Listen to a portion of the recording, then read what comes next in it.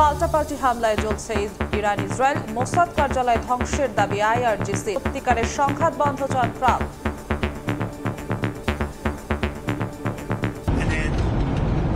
Not a ceasefire, and then I told them to do the deal. They should have done the deal. Their cities have been blown to pieces. They've lost a lot of people.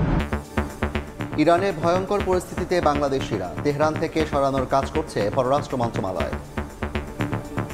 এই মুহূর্তে Iran ত্যাগ করার কোনো ব্যবস্থা নাই। আমরা তাদেরকে Tehran থেকে যতটুকু দূরত্বে গেলে নিরাপদে থাকতে পারবে তারা যেন ততটুকু দূরত্বে গিয়ে থাকে, অর্থাৎ নিরাপদ স্থানে সরে যাওয়া।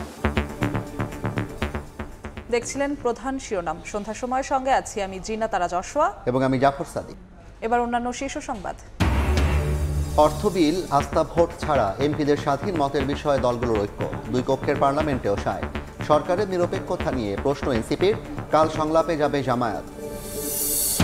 প্রথমবার দুর্নীতির মামলায় আসামি ক্রিকেটার সাকিব আল হাসান। শেয়ার কারসাজি করে বিপুল অর্থ আত্মসাতের অভিযোগ। নেওয়া হবে আইনি পদক্ষেপ, জানালেন দুদক মহাপরিচালক। এক মাসের বেশি সময় ধরে বন্ধ ঢাকা দক্ষিণ সিটির প্রশাসনিক কার্যক্রম। বিপাকে সেবা প্রত্যাশীরা। আসিফের বিরুদ্ধে ব্যক্তিগত স্বার্থে শপথ না পড়ানোর অভিযোগ ইশাকের। 2 ঘন্টার বৃষ্টিতে খুলনা নগরীতে হাঁটু পানি। বাসাবাড়ি, দোকানপাট তলিয়ে ভোগান্তি। রংপুর, রাজশাহী ছাড়া বাকি সব বিভাগে ভারী বর্ষণের পূর্বাভাস।